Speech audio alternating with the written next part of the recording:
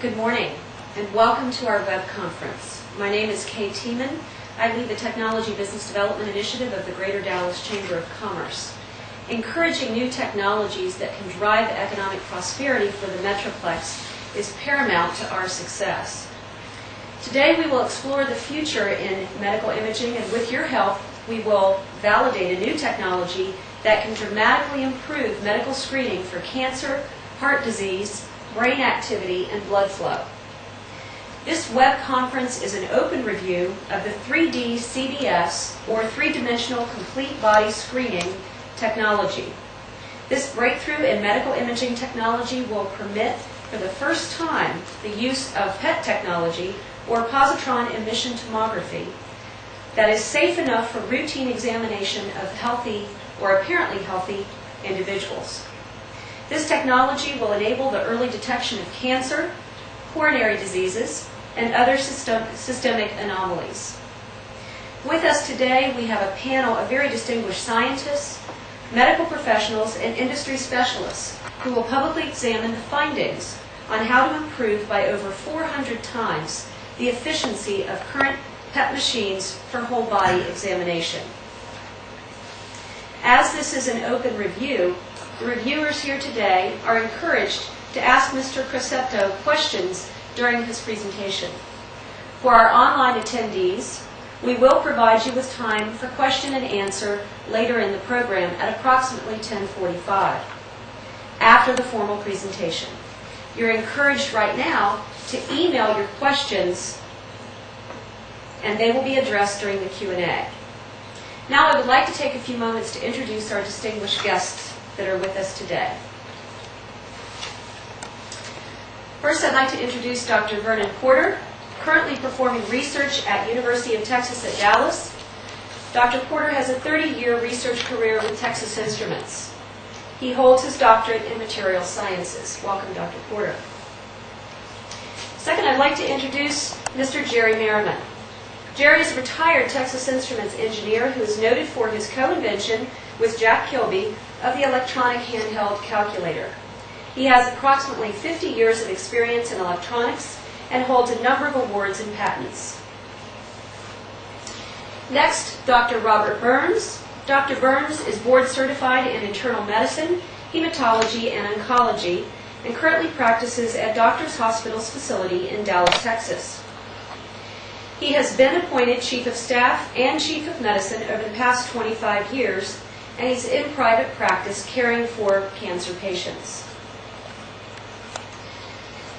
At the end of our table, we have Dr. Frank Guy. Dr. Guy has his PhD and MS in Applied Sciences from the University of California at Davis Livermore Extension. He has his BS in Electrical Engineering from the University of Oklahoma. He's also consulting as an experimental, theoretical, and computational physicist at Linux Systems in Albuquerque, New Mexico. And prior to that, he worked at the Superconducting Supercollider Laboratory in Los Alamos National Laboratory, and also as an Air Force officer where he directed a research program for internal EMP at the Air Force Weapons Laboratory. Next, I'd like to introduce Dr. Paul Jerabek. Dr. Jerabek is the Division Chief of the Research Imaging Center of the University of Texas Science Center in San Antonio, Texas. Dr. Jerabek has been involved with PET since 1982.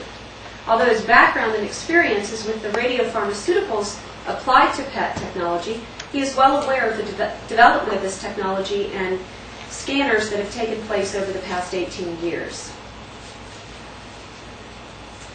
Next, I'd like to welcome from Geneva, Dr. Paul Bartholdi from Geneva, Switzerland. He has a PhD in astrophysics, based mostly on the work done in McDonald Observatory in West Texas.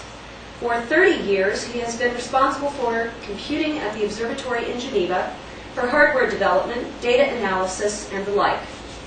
His work with medical doctors on calcium metabolism won a prize from the Swiss Bioengineering Society. And next I'd like to introduce Mr. Ruben Sanino. Mr. Sanino is a 29-year veteran of the semiconductor industry and an executive with one of the top 4 semiconductor companies in the world. He served on the board of directors of Lara Networks Corporation in San Jose, California, until it was sold to Cypress Semiconductors in the second quarter of 2001. And lastly, I would like to introduce Mr. Dario Crosetto, our presenter for today. Dario Crosetto is the CEO of 3D Computing, a Dallas, Texas corporation. He oversees the design, construction, and financing of the cancer screening machine for 3D complete body scanning. Mr. Crosetto has worked at the world's largest European Center for Particle Physics, CERN, and at the Superconducting Supercolloidal Project in Texas. He has spent most of the past 20 years designing and improving apparatuses to detect high-energy particles, and during the last few years designing, simulating, building, and testing components for his cancer screening machine.